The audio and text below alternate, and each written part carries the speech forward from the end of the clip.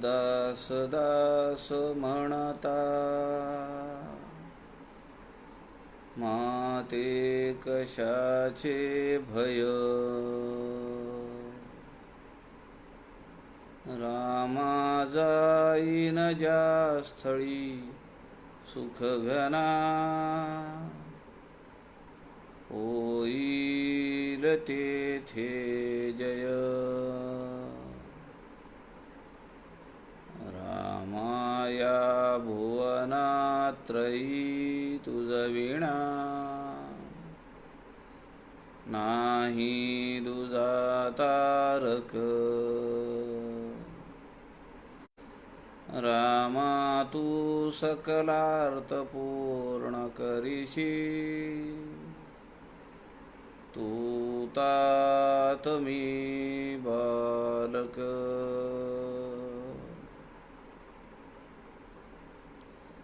शुका सारिखे पूर्ण वैराग्य ज्याचे, वसिष्ठा परी ज्ञान योगेश्वराचे.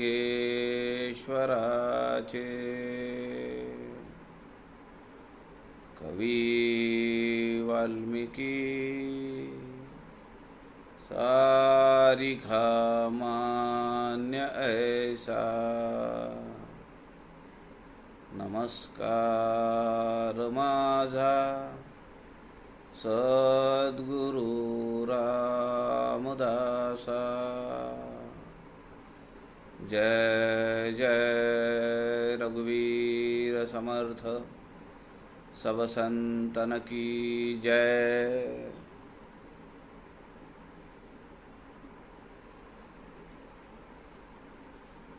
सज्जन हो, नमस्कार.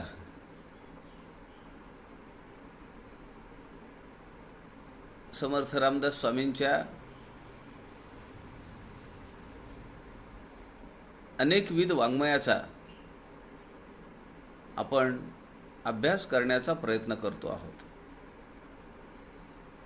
संत समागम या फेसबुक लाईव्ह पेजचे सूत्रधार आदरणीय प्रवीणजी शास्त्री यांनी हे व्यासपीठ आपल्याला उपलब्ध करून दिलेलं आहे. समर्थ वाङ्मयाचा विचार सर्वदूर पोचावा, वेगवेगळ्या आयाम असलेलं हे वाङ्मय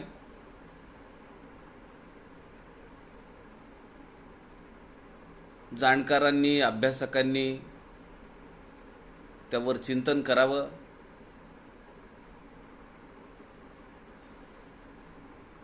असा एक व्यापक विचार घेऊन प्रवीणजी शास्त्री दिवाकर यांनी हे व्यासपीठ आपल्याला उपलब्ध करून दिलेलं आहे. आपण समर्थकृत 11 लघुकाव्य पाहतो आहोत.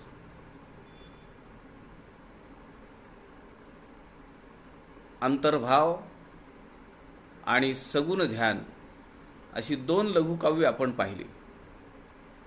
आज आपण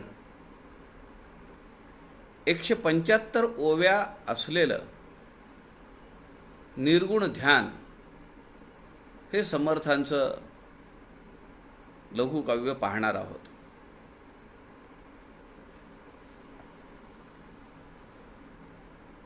समर्थांनी या दोन्ही काव्याच्या पूर्वी सुरुवातीला आरंभी ध्यानाचा प्रकार सांगितला, ध्यानाबद्दलचं काही विवेचन सांगितलं, सगुण ध्यान सांगितलं. अर्थात समर्थ रामदास स्वामींचं आराध्य दैवत प्रभू श्रीराम, त्यांची सगुणोपासना समर्थांनी सांगितली.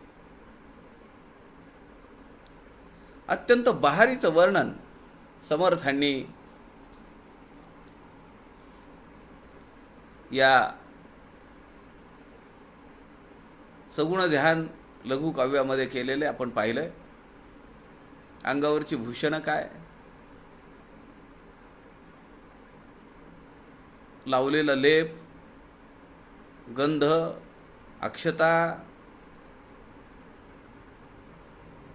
अंगावरची आभूषणं, प्रभू श्रीरामचंद्रांनी घातलेली वस्त्र, त्यांच्या भोवती वेष्टन असलेलं ऋषी मुनी देवादिदेव,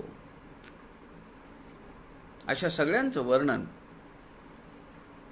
आरती, वेगवेगळी वाद्य वाजणारी वाद्य, हे सगळं वर्णन सगुण ध्यानामध्ये समर्थ रामदासांनी केलं. निर्गुण ध्यान हे सगुण ध्यानाच्या नंतरचं लघुकाव्य आहे. सामान्य जनांना पटकन निर्गुणाचा ध्यास कसा लागेल? ती रमतात ती चत्वार देवामध्ये आणि एक एक टप्पा पार करत परब्रह्म स्वरूपापर्यंत जाणं, निर्मळात्मापर्यंत जाणं, हे समर्थांनी दासबोधामध्ये चत्वार देव निरूपण या समासामध्ये सांगितलंय.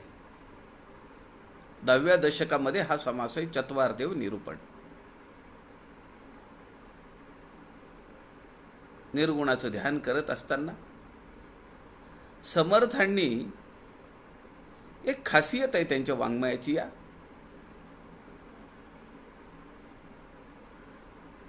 डोळ्यासमोर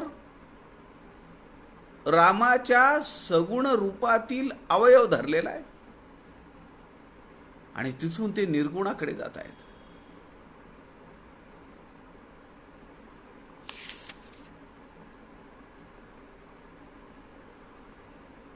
पायांच्या अंगठ्यातून वाहणारी नदी आपतत्वाप्रमाणे ती व्यापक करतायत समर्थ.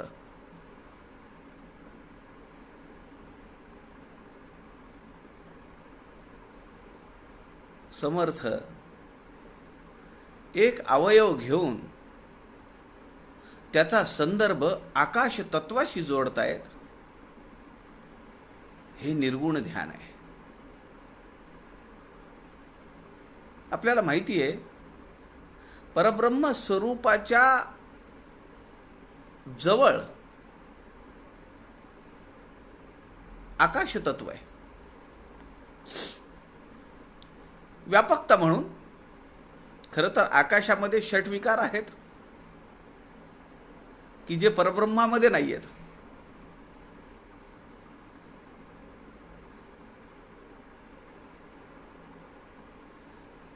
असा सगुणाचा आणि निर्गुणाचा संदर्भ समर्थांनी जोडलाय. 175 ओव्यांचं हे काव्य, अत्यंत बहारीचं वर्णन समर्थांनी केलेलं आहे. आपण या निर्गुण ध्यान काव्याचा विचार, त्याचं चिंतन आपण करूया. श्रीराम समर्थ श्रीराम. जेथून निर्माण विद्या तेथे विद्याना अविद्या, ऐक्यरूपे तया आद्या नमन भावे श्रीराम. जे निराकारी जन्मली जन्ममूळा प्रसवली, इच्छा द्रुमा धावली उभय भागी श्रीराम. जेथे भंगपणे हेत ते माया नसता निवांत, तया निवांताचा प्रांत सद्गुरु स्वामी श्रीराम. तया सर्वांगे नमन तैसेची संत सज्जन, आता आठवू ध्यान सर्वोत्तमाचे श्रीराम. असंगाशी घडे संग आकाशी उमटे तरंग, तरी अभंगासी भंग वर्णू शके श्रीराम.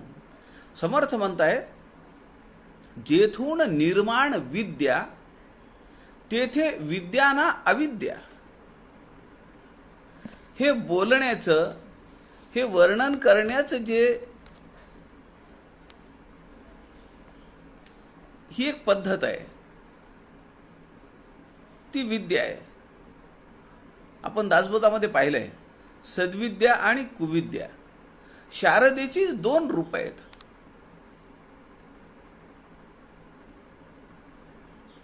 संत वाङ्मयाचा अभ्यास करावा वाटणं,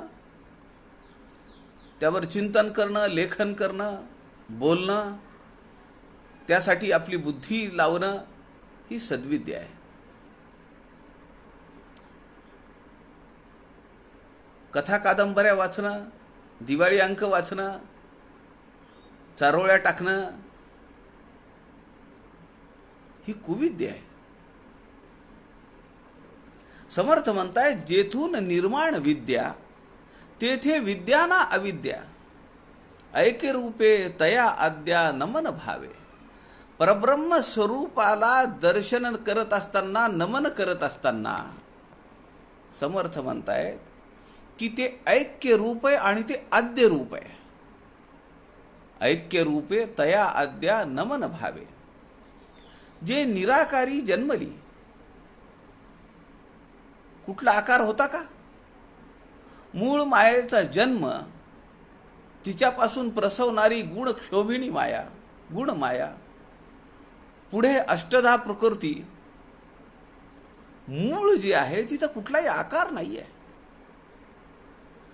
जन्म मूळा प्रसवली, परंतु ती जी निराकारी जन्मलेली जी इच्छा आहे,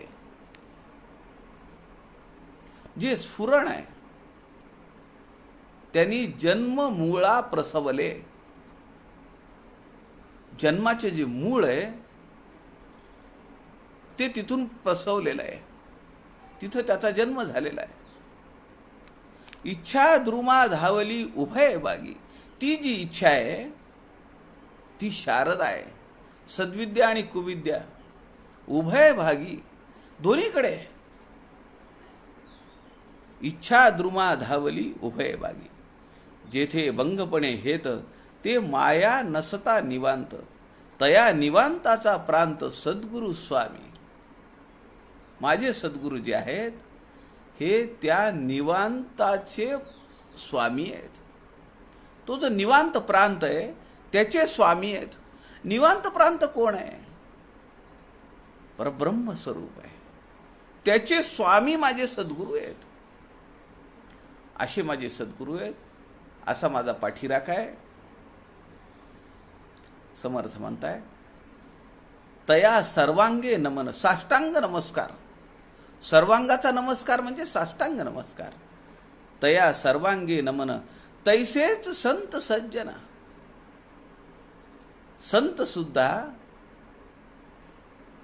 त्याच स्वरूपाचे. म्हणून समर्थ काय म्हणतात, देवापेक्षा सुद्धा संत मोठे आहेत, सद्गुरु मोठे आहेत.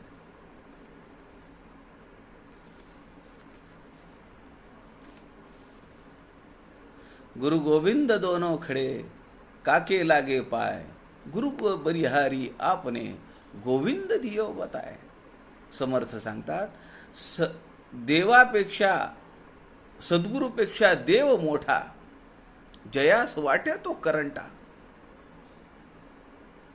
वेणा स्वामींच्या चरित्रातला कथाप्रसंग आपल्याला माहिती आहे. देवघरात ठेवलेलं पाणी आणून दिलं समर्थांना पाय धुण्यासाठी एका शिष्यानी. समर्थ म्हणाले, फारच वेदांती झाले तुमचे शिष्य. कर्मकांडाचं काहीच त्यांना स्वयंसूतक राहिलेलं नाहीये. भगवंताच्या पूजेसाठी भरून ठेवलेलं पाणी त्यांनी माझे पाय धुण्यासाठी आणून दिलं. तेव्हा वेणा स्वामींनी त्यांना सांगितलं की आपण तर सांगितलंय की सद्गुरू हा देवापेक्षा मोठा आहे, कारण देव दाखवलाय कुणी? सद्गुरूंनी दाखवला. देव नाशिवंत आहे, ऐलीकडे, सद्गुरू पहिलीकडे. म्हणून त्याला समर्थ साष्टांग नमस्कार म्हणतात. असंगाशी घडे संग, आकाशी उमटे तरंग. आकाश हे परब्रह्म स्वरूपाला अत्यंत निकटचं तत्व आहे. त्यामध्ये जे विकारांचे तरंग उठतात, आकाशी उमटे तरंग, तरी अभंगासी भंग वर्णू शके.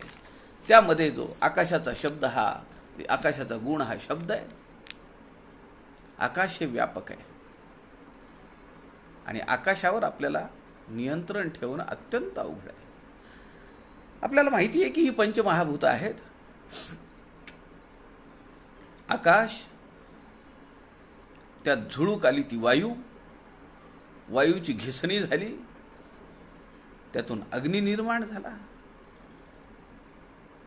अग्नी शांत झाला, थंड झाला, ते आप झालं, आप आळोन पृथ्वी झाली.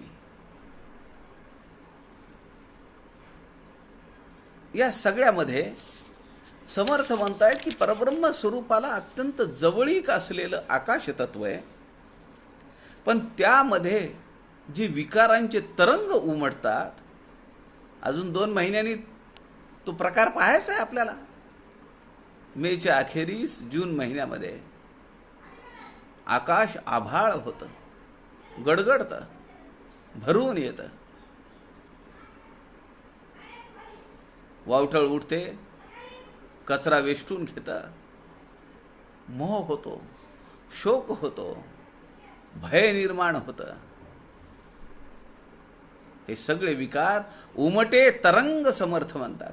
आणि त्यामुळे अभंगासी भंग वर्णू शके, जे अभंग स्वरूप आहे त्याचं वर्णन या विकारांमुळे होऊ शकतंय. आपण म्हणतो की शब्द हे मायेचं स्वरूप आहे, पण ही जी माया आहे या शब्दातूनच कुणाला मला कुठाराघात करता येईल, कुणाला वाईट बोलता येईल, 4 शिव्या घालता येतील. शब्दच आहेत ना. आणि मी जर चांगला बोललो, मितभाषी असलो, मृदुवचनी असलो, गोड बोललो, तेही शब्दच आहेत. नेती नेती नेती म्हणणाऱ्या सहस्त्रमुखाच्या शेषाला किंवा वेदांत सुद्धा ज्याचं वर्णन करू शकत नाहीत, त्याचं वर्णन करण्यासाठी ही शब्दस्थ उपयोगी पडतात. समर्थ पुढे म्हणतात, अघटित ही साक्षेपे घडे स्वामींचे प्रतापे, जैसा अयोध्येचे नृपे सिंधू पालाणीला, तैसी सद्गुरु कृपा ओल, तेथे मुकेपणाचे बोल, खुणे बुजता सखोल अर्थ लाभे, तया लाभाचे निगुणे जाले ब्रह्मांड ठेंगणे, सद्गुरु कृपा सुरणे वाचा वदो लागे. सद्गुरूचा महिमा समर्थ या ओव्यांमध्ये वर्णन करतायत. अघटित ही साक्षेपे, जे शक्य नाही आहे, जे अशक्य आहे, समर्थांचा प्रयत्नवाद इथं उफाळून आलेला आहे. साक्षेप, मुख्य हरिकथा निरूपण, दुसरे ते राजकारण, तिसरे सावधपण सर्व विषयी, चौथा अत्यंत साक्षेप, फेडावे नाना आक्षेप, अल्प अथवा अन्याय क्षमा करीत जावे. साक्षेप, अथक प्रयत्नवाद, म्हणून त्याला साक्षेप नाव आहे. या प्रयत्नवादानी, या प्रयत्नांनी, अथक प्रयत्नांनी आपण ज्ञान मिळवलं पाहिजे. आणि फेडावे नाना आक्षेप,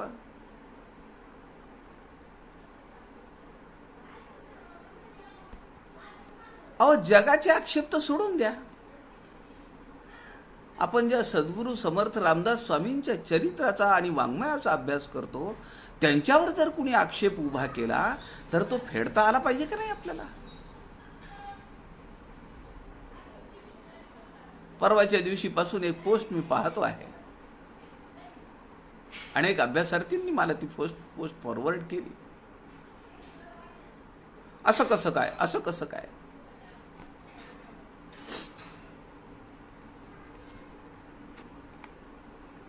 काय पोस्ट आहे? योगायोग असा आहे, 7 तारखेला समर्थांची दासनवमी झाली, समर्थांचं निर्याण झालं. या घटनेला यावर्षी 338 वर्ष झाली. 73 वर्ष 10 महिने आयुष्य लाभलेले समर्थ 338 वर्षापूर्वी निजधामी गेले. आणि दुसऱ्या दिवशी जागतिक महिला दिन आला. लोक अकलेचे तारे फार तोडतात, त्यांचा धंदाच आहे तो. लगेचच एक पोस्ट व्हायरल झाली.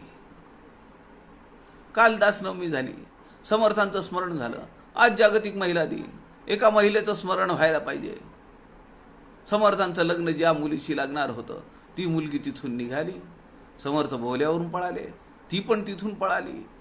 तिने एक आश्रम बांधला, त्यामध्ये लोकांना, युवकांना शिक्षण दिलं. आणि शिवाजी महाराजांकडे ती माणसं पाठवली मावळे म्हणून.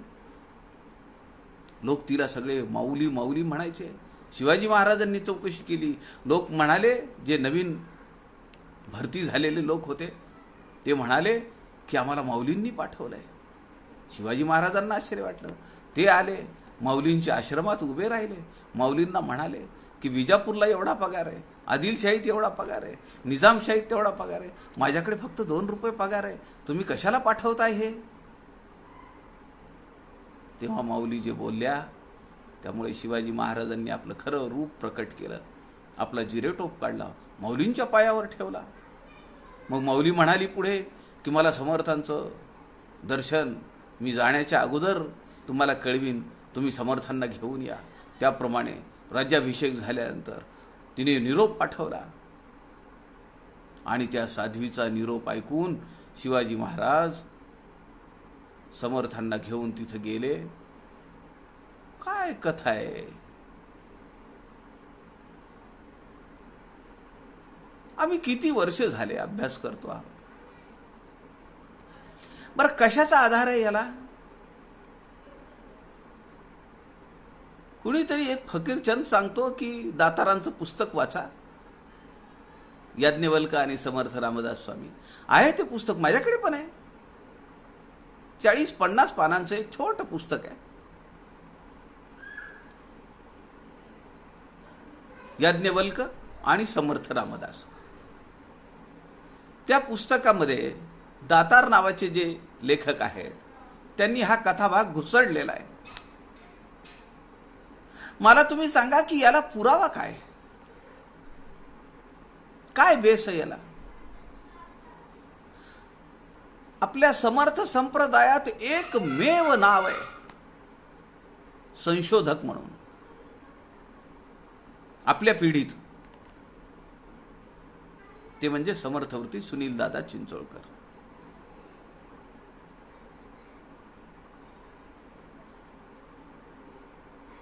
चिंता करी तो विश्वाची हा ग्रंथ काढा.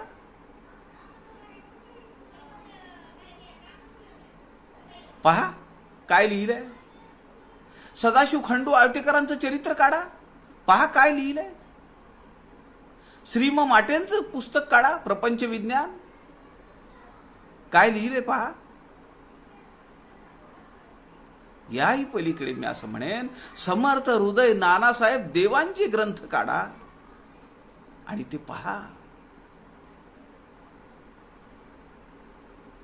अहो, त्या मुलीचं नाव सावित्रीबाई, त्या मुलीचं लग्न तिथंच लागलं, त्याच बोहल्यावर दुसऱ्या दिवशी सकाळी एका बीजवराशी. समर्थांचे ज्येष्ठ बंधू गंगाधर पंत लिहिता येत नाही हे. आता त्यांना खोटं ठरवायचं का?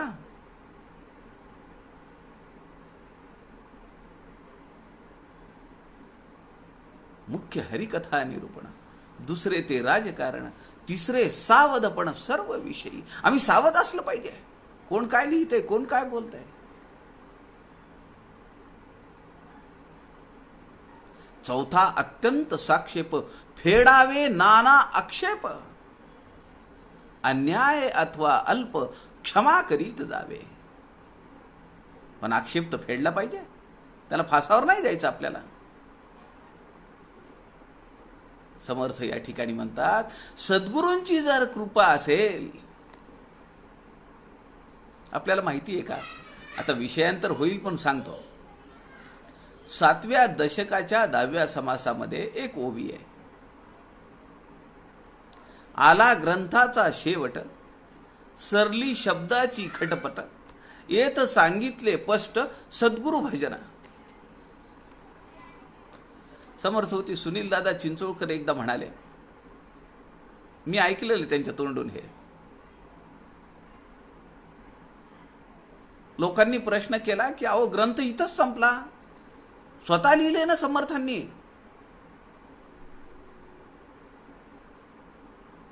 हे पुढे कुठून आलं, पुढचे 13 दशक आले कुठून? सुनील दादा चिंचोळकरांनी त्याचा गूढार्थ सांगितला. सरली शब्दाची खटपट, आला ग्रंथाचा शेवट, येथे सांगितले स्पष्ट. तिसरा चरण अत्यंत महत्वाचा आहे. येथे सांगितले स्पष्ट सद्गुरु भजना. काय अर्थ आहे? सुनील दादा म्हणाले, मी 12 वर्ष गडावर होतो तेव्हा एके दिवशी समाधीच्या समोर बसलो. नाश्ता नाही, जेवण नाही. समर्थ मला तुम्ही याचा अर्थ सांगा.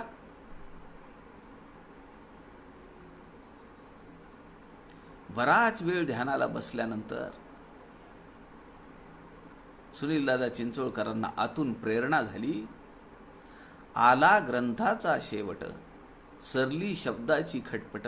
याचा अर्थ असा आहे की या दशकाच्या नंतर सद्गुरु भजन सांगितलेलं आहे आणि सद्गुरूंचं भजन करणाऱ्याला सद्गुरूंची जर कृपा झाली तर कुठला ग्रंथ हातात घ्यायची काय गरज आहे? म्हणून सरली शब्दाची खटपट, आला ग्रंथाचा शेवट. ज्याच्यावर सद्गुरूंची कृपा होते कोणता ग्रंथ रेफर करतात? संत गुलाबराव महाराज अंध आहेत, कुठला ग्रंथ रेफर केला? कुठला ग्रंथ वाचला? कुठे अभ्यास केला? संत गुलाबराव महाराज गेल्यानंतर 100 वर्षानंतर असं लक्षात येतं की त्यांनी 110 ग्रंथांची निर्मिती केलेली आहे. 110 ग्रंथापैकी किती ग्रंथ आध्यात्मिक आहेत, किती ग्रंथ संगीतावर आहेत, किती ग्रंथ आयुर्वेदावर आहेत, किती ग्रंथ योगावर आहेत.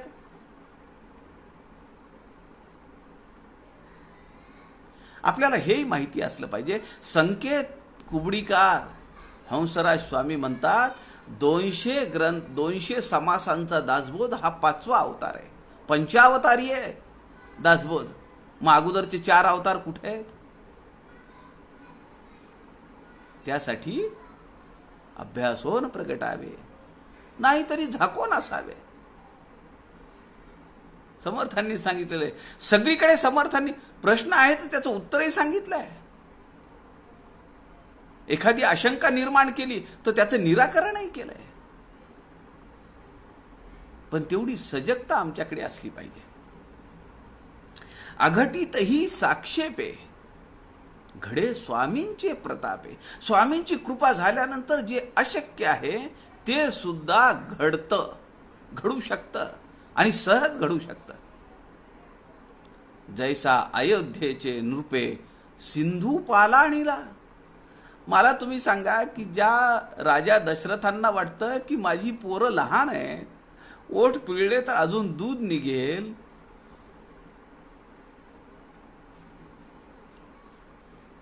कुणी जर सांगितलं असतं की समुद्रावर वेष्टन करून समुद्राला आच्छादून पूल बांधून हा पलीकडे जाणार आहे मुलगा, खरं वाटलं असतं का? अहो ते घाबरत आहेत विश्वामित्रांसोबत पाठवायला. आल्या विश्वामित्र म्हणाले की मी तुझ्याकडे काही मागणं घेऊन आलो. तर ते म्हणाले तुम्ही मागा, एका क्षणात मी ते पूर्ण करीन,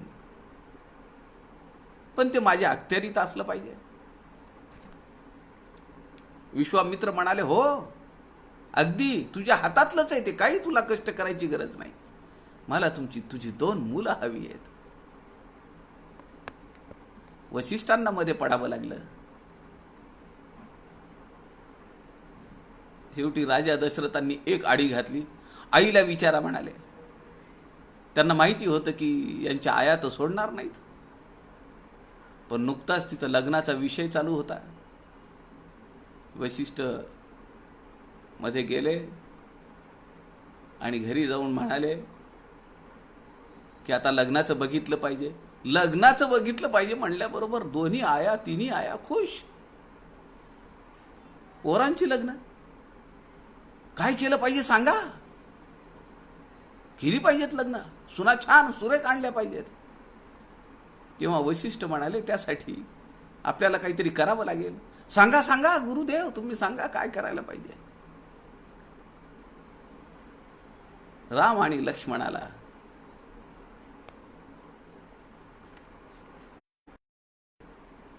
आपल्याला विश्वामित्रांसोबत पाठवलं पाहिजे. जरूर पाठवा.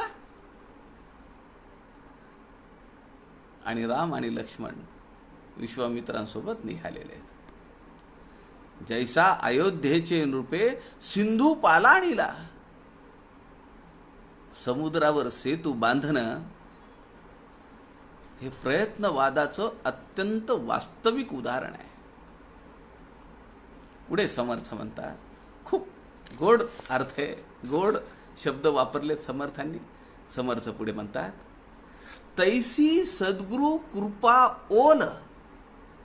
भूमी कशाने ओली झालेली आहे? सद्गुरूंच्या कृपेने ओली झालेली आहे. पेरणी कधी होते? पहिला पाऊस झाल्यानंतर पेरणी आहे. जमीन ओली असली पाहिजे.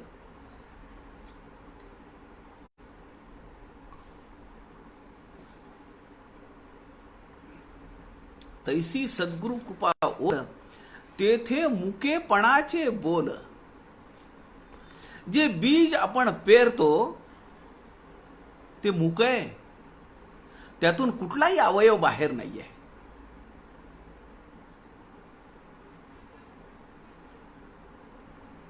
वाटत पण नाही. एक दाणा पेरलेला आहे आणि त्यातून सहस्त्रावधी दाणे येणार आहेत. तुकाराम महाराजांचा अभंग आहे, एका बीजा केला नाश, मग भोगिले कणीस. 7व्या दशकामध्ये मी पण विरहित साधना सांगितलेली आहे. म्हणून 7व्या दशकाचा शेवट असा आहे, सरली शब्दाची खटपट, आला ग्रंथाचा शेवट. माझा आत्मविलोप मला करता आला पाहिजे. माझं अस्तित्व मला सद्गुरूंच्या भगवंताच्या समोर संपवता आलं पाहिजे. तैसी सद्गुरु कृपा ओल, तेथे मुकेपणाचे बोल. आता जो माणूस मुका आहे त्याला काय बोलणार तो? शब्द काय आहेत? मुकेपणाचे बोल. खुणे बुजता सखोल अर्थ लाभे. ही खूण पटली का? समर्थ विचारत आहेत. खुणे बुजता, मनातले विकल्प सगळे संपून जातील, बुजून जातील. आणि ते बोल कसे? ते सखोल जावे लागतात, खोल जावे लागतात. बीजवर पडून चालतं का? आम्ही जून महिन्यामध्ये अनेक संस्था, पर्यावरण प्रेमी लोक, पर्यावरण प्रेमी संघटना, शासन सीड बॉल फेकतं. हेलिकॉप्टरमध्ये जातात लोक, कुठे कुठे जातात आणि तिथं ते टेकड्यांवर, माळरानांवर सीड बॉल फेकतात. काय असतं हे सीड बॉल? एक बी असतं, त्याच्या भोवती वेष्टन असतं, ते त्याचं खत असतं आणि ते अस्ताव्यस्त फेकून देतात. त्यातले कित्येक तरी वाया जात असतील खडकावर पडून. पण काही सीड बॉल हे कपारीत जातात, भेगांमध्ये जातात, सखोल. म्हणून आम्ही काय म्हणतो? दासबोधाचा सखोल अभ्यास. मला लोक विचारतात सखोल दासबोध करायचा आहे मला. मी त्यांना दुसरा प्रश्न विचारतो, उथळ दासबोध कुठे? त्यांना झटका बसतो. ते म्हणतात, अहो असं काय म्हणता तुम्ही? मग मी त्यांना विचारतो, तुम्ही सखोल दासबोध सांगितला ना मला, मग उथळ पण असला पाहिजे? काय बोलतो आपण? सखोल दासबोध का दासबोध सखोल? समर्थ या ठिकाणी म्हणतात, खुणे बुजता सखोल अर्थ लाभे, त्याशिवाय अर्थ समजत नाही.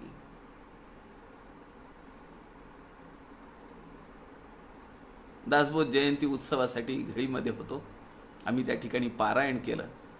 मागच्या 30-35 वर्षापासून पारायण त्या ठिकाणी चालू, 43 वर्षापासून पारायण चालू आहे दासबोध जयंतीच्या निमित्ताने. चर्चा झाली. लोक म्हणाली की आम्ही दासबोधाकडे अशा दृष्टीनं पाहिलंच नाही. आम्ही केवळ बोटं फिरवली, पारायण केलं, संपलं. बासनामध्ये ग्रंथ बांधून सज्जावर टाकून दिला, पुढच्या वर्षी बघू. समर्थांना हे अपेक्षित नाहीये. दासबोध हा जीवनपट उकलवून दाखवणारा ग्रंथ आहे. जीवन जगण्याचं कसब या ग्रंथातल्या एका एका शब्दात सांगितलेलं आहे. खुणे बुजता सखोल अर्थ लाभे. सद्गुरूंची कृपा व्हायला पाहिजे, आणि तो अर्थ असा विवरता विवरता विवरता विवरता विशेषा विशेष कळो लागे, असं झालं पाहिजे. तया लाभाचे निगुणे जाले ब्रह्मांड ठेंगणे, सद्गुरु कृपा स्फुरणे वाचा वदो लागे. म्हणून सद्गुरूंचं भजन का सांगितलं? आता काही करायची खटपट करायची गरज नाही. सरली शब्दाची खटपट, काही वाचन नको, काही अभ्यास नको, काही लिखाण नको, काही श्रवण नको. माझ्यावर सद्गुरूंची कृपा झाली आहे. ज्याच्यावर सद्गुरूंची कृपा झालेली असते त्याला समर्थ म्हणतात, त्याला आतून स्फुरण होतं. वाचा वदो लागे, आणि त्याला सगळं ब्रह्मांड काय वाटतं? ठेंगणं वाटतं. काय शब्द आहे! यकश्चित वाटतं, माझ्यापेक्षा तुच्छ आहे असं वाटायला लागतं. सगळं ब्रह्मांड तुच्छ वाटतंय. का वाटतंय? सद्गुरूंच्या कृपेमुळे. सद्गुरु कृपा स्फुरणे वाचा वदो लागे. 45,000 ओव्यांचं काव्य लिहून ठेवलंय समर्थ रामदासांनी. आमच्या स्वामी वरदानंद भारतींनी 17व्या वर्षी श्रीकृष्ण चरित्रामृत लिहिलंय. 40,000 पेक्षा जास्त ओव्यांची काव्य निर्मिती केलेली आहे अनंत महाराज आठवलेंनी. 17व्या वर्षी श्रीकृष्ण चरित्रामृत.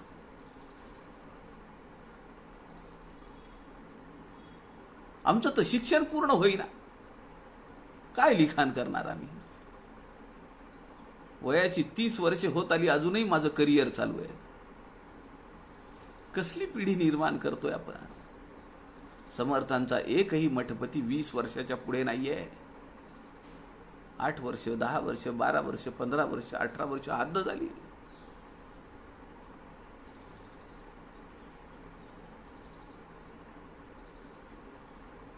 सगळ्या संतांना हे शक्य झालं नाही बरं.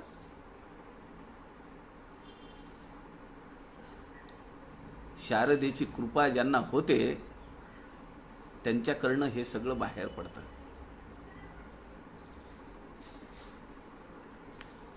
समर्थांवरती कृपा झाली. समर्थांची जर आम्ही साधना केली, उपासना केली, तर ती कृपा काही अंशाने आमच्यापर्यंत पण निश्चित येईल. आणि त्याची प्रचिती आपण घेतोय ना. कुणी पडवीवरच्या दासबोधावर बोलतंय, स्वयंपाकघरातला दासबोध रेकॉर्ड करून पाठवतंय, कुणी करुणाष्टकांवर लिहित आहे, कुणी अभंगांवर लिहित आहे, कुणी जुन्या दासबोधावर लिहित आहे, कुणी रामायण आणि करुणाष्टक यांची सुरेख सांगड घालून लिहित आहे. किती आपल्या समोर आयाम आहेत. मला खूप भावलं हे. रामायण आणि करुणाष्टक अफलातून आहे. Hats off to you. खूप विशेष.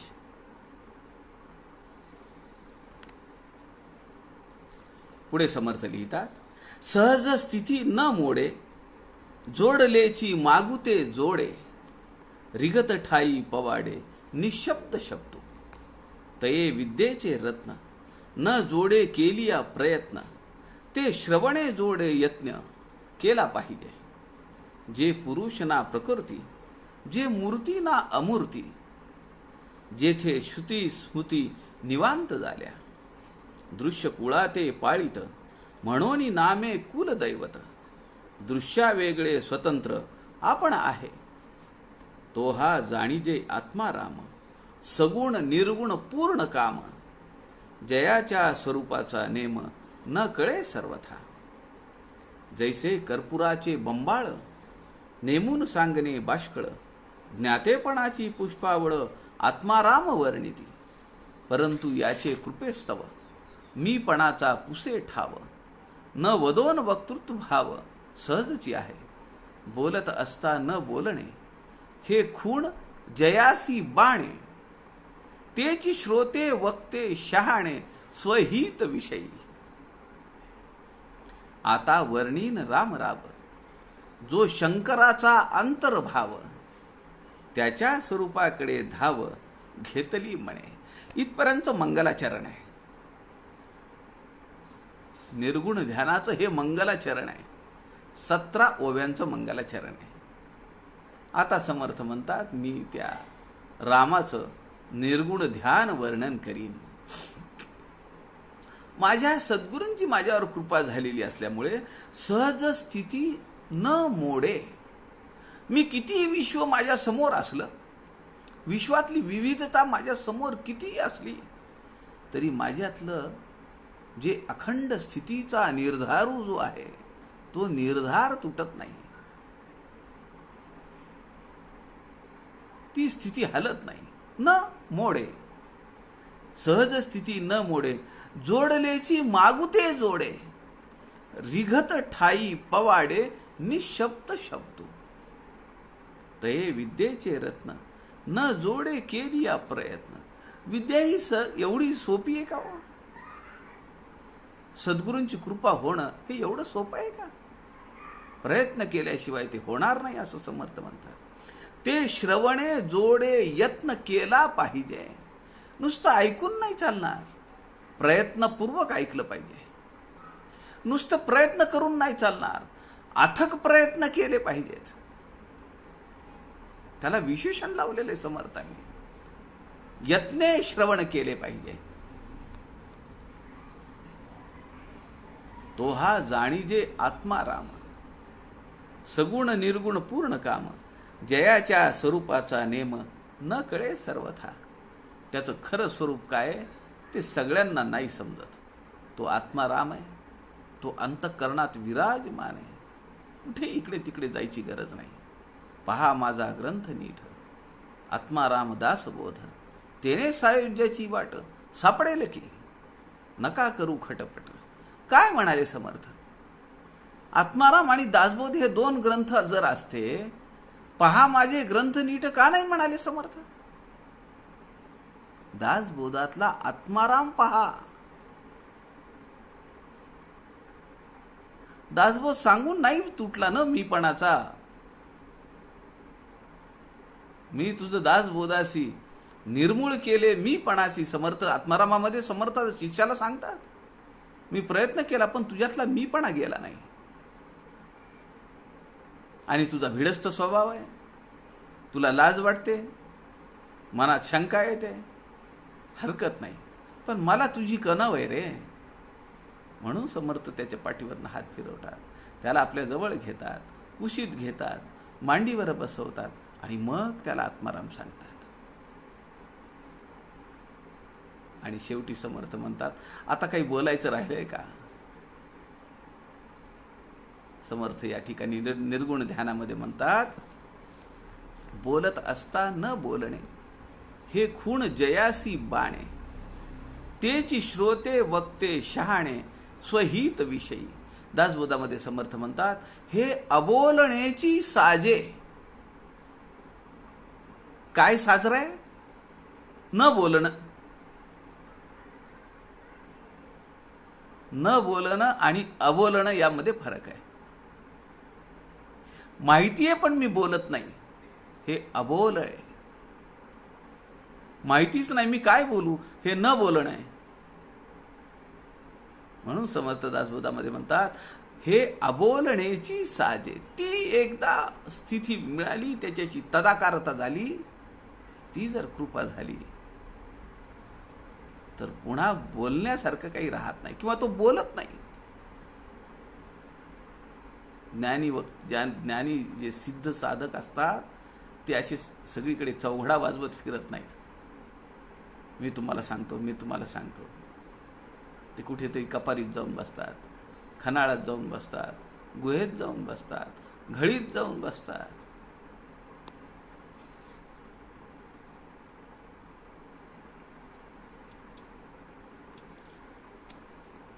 आता वर्णीन रामराव, जो शंकराचा अंतर्भाव, त्याच्या स्वरूपाकडे धाव घेतली म्हणे.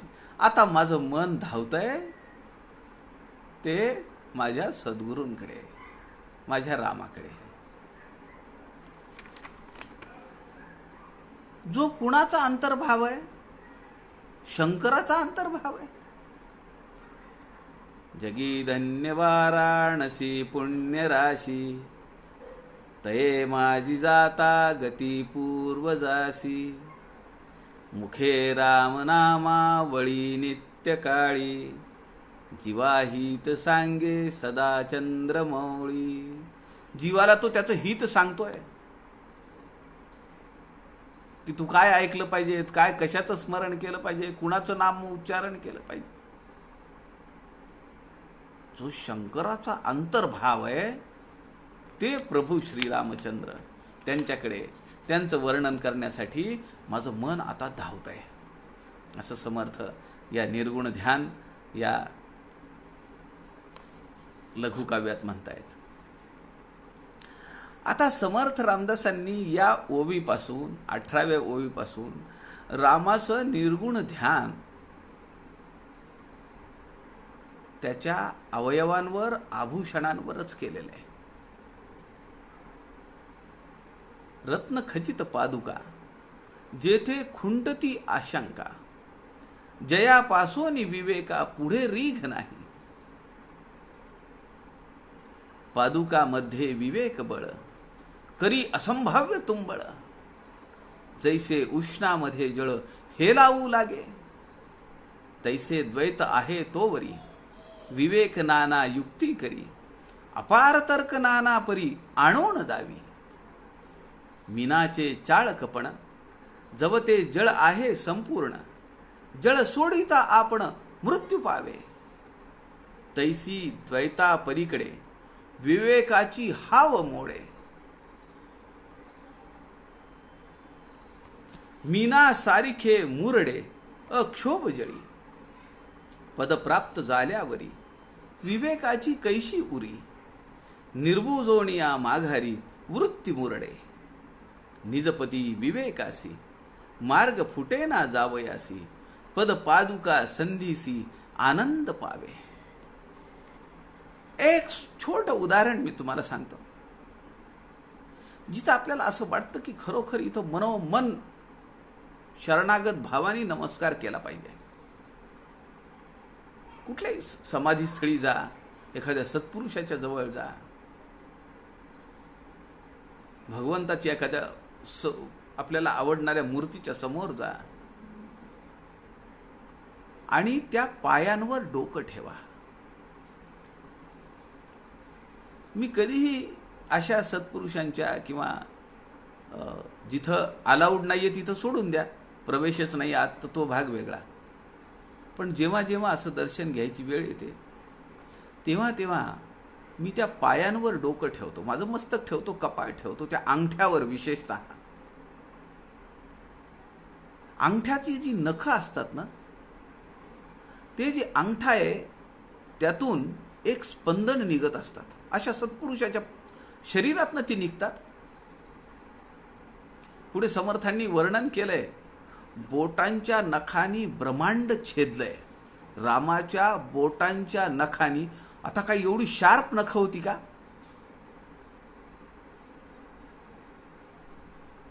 ब्रह्मांड छेदलंय याचा अर्थ त्या ब्रह्मांडाच्या पलीकडे जायची व्यवस्था आहे.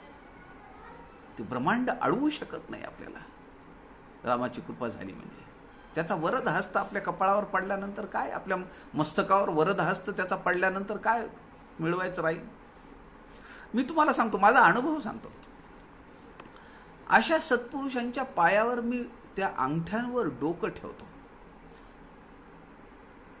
आणि मी हे अनुभवलंय की तेव्हा कुठलाही विचाराचा तरंग आपल्या अंतःकरणात नसतो. अनन्य भावे शरणागत होऊन, आता दिवसातून 10 वेळा नमस्कार केला म्हणजे प्रत्येक 10 वेळेला हा अनुभव येईल असं नाही म्हणत आहे मी. पण जिथं आपली आस्था आहे, घळीवर जा, गोंदवल्याला जा, अक्कलकोटला जा, सज्जनगडावर जा, आळंदीला जा, समाधीवर डोकं ठेवा, पंढरपूरला जा, पायांवर डोकं ठेवा, तुळजापूरला जा, भवानी मातेच्या पायावर डोकं ठेवा. तो क्षण असा असेल की विचाराचा कुठलाही तरंग अंतःकरणात उभा नाही राहू शकत. बॅन आहे सगळ्या तरंगांवर. रत्नखचित पादुका, रामांच्या पादुकांचं वर्णन आहे. जेथे खुंटती आशंका, जयापासून विवेका पुढे रीघ नाही. विवेकच चालत नाही, काय तर्क लढवणार तुम्ही? विवेक पांगुळा होतो. पादुकामध्ये विवेक बळ, करी असंभाव्य तुंबळ, जैसे उष्णामध्ये जळ हेलावू लागे. एका भांड्यामध्ये पाणी घेतलंय, खालून गॅस पेटवलाय, चूल पेटवली आहे, वातीवर ठेवलंय त्याला. आता त्या पाण्याचा आणि वातीचा किंवा त्या उष्णतेचा काही संबंध आहे का? डायरेक्ट उष्णता तर भांड्याला मिळतीये. आतलं पाणी उकळ्या मारायला चालू करतं, हेलावू लागे. पादुकामध्ये विवेक बळ, पादुकांमध्ये अशा प्रकारचं बळ आहे म्हणून आम्ही पादुकांचं पूजन करतो.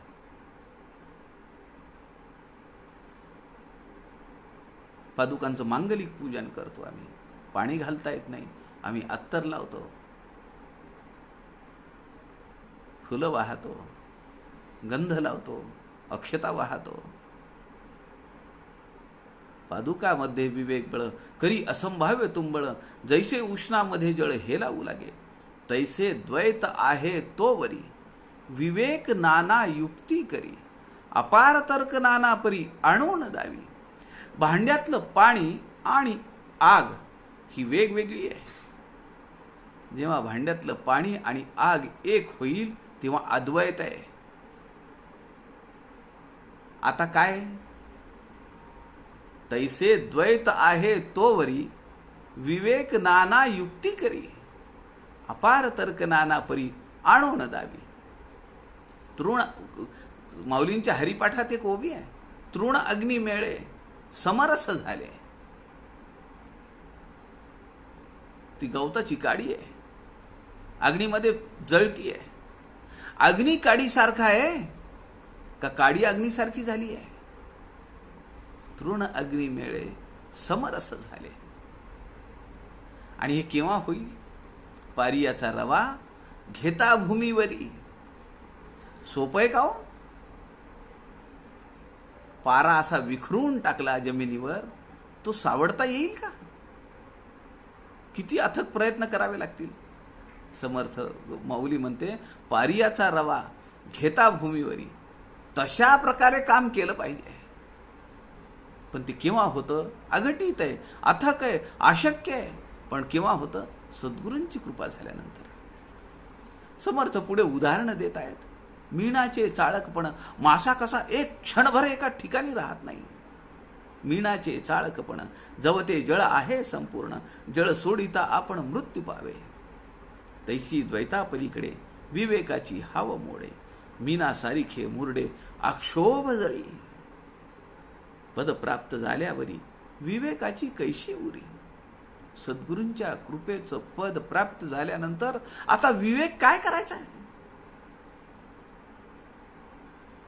आमच्या बुद्धीचं काही घेणं देणं नाही विवेकाची कैशी उरी निर्बोजोनिया माघारी वृत्ती मुरडे निजपदी विवेकासी मार्ग फुटे ना जावयासी पद पादुका संधीसी आनंद पावे ते माझं पद आणि सद्गुरूंच्या पादुका पद पादुका संधीसी जोडण्याशी तो योग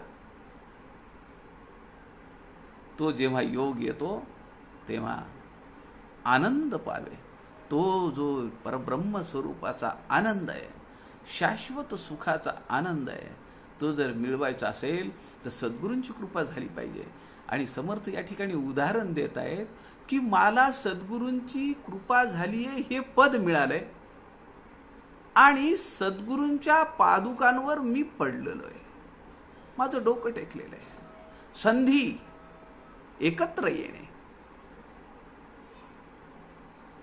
निजपदी विवेकासी मार्ग फुटे ना जावयासी कुठे जाणार आहे आता काहीही विचार नाही कुठलाही तर्क नाही कुठल्याही वृत्तींचा तरंग नाही ते निर्गुण ध्यान आहे निर्गुण ध्यानाचा उर्वरित विचार उद्या दुपारी 3च्या सत्रामध्ये आपण करूया तोपर्यंत आपल्या सगळ्यांच्या हृदयस्थ परमेश्वरास अभिवादन करतो झालेली सेवा समर्थांच्या चरणी अर्पण करतो जय जय रघुवीर समर्थ